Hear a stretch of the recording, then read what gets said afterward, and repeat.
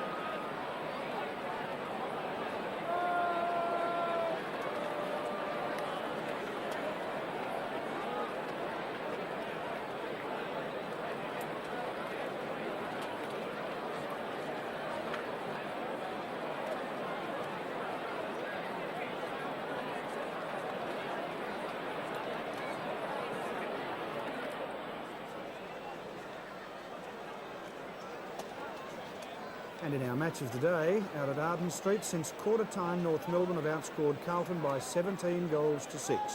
So at three-quarter time, an 85-point lead to North. 21-12, 138. Carlton 7-11-53. Three-quarter time now in all other games. Hawthorn 17-8, 110. This match out at VFL Park. They're leading Melbourne 14-11, 95. Judge has kicked 6 goals for Hawthorn. In a low-scoring and low-standard game, Fitzroy 11 points in front of Collingwood at Victoria Park, 8-12 to 6-13. Essendon and Geelong, it's a 9-point lead to Essendon at three-quarter time, 12-15 to 12-6. Footscray and St Kilda, a great quarter by Footscray. They kicked 7 goals, 9 and are 15-21 at three-quarter time. St Kilda 10-12 and all level at the MCG between Richmond and the Swans. So the Tigers still a chance to perhaps win their second for the year. 8-8-56 to both sides.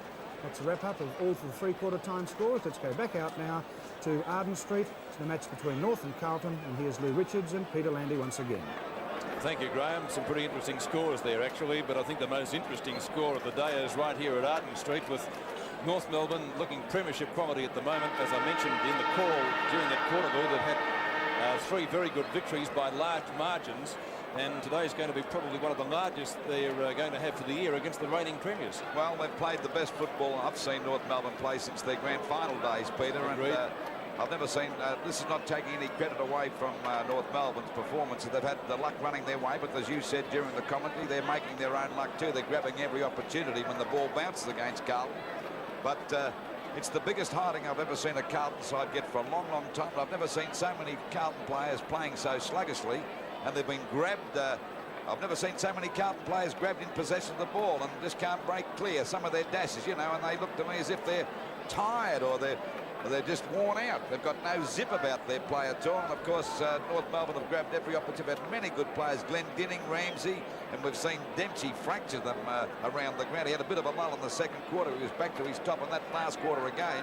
Lou, Carlton played a very tough match against Hawthorn last week, and they had to front up on Tuesday night, or some of their players today did, against the Swans. Perhaps those two matches have taken the edge off their game. Yes, it may have, but there were 9 changes in that Carlton side. There's 9 players that didn't play on Tuesday night. There's no excuse for them. I'm finding it very hard to pick 3 good Carlton players. There's no doubt English, number 27's played a magnificent game, and he certainly had plenty of opportunities to get the kick because North have been into attack for most of the game, but still he hasn't made a mistake. And that goes for Ramsey down there in the other back pocket. He had limited opportunities, and he's been a fine player. But North Melbourne are playing with a ton of confidence.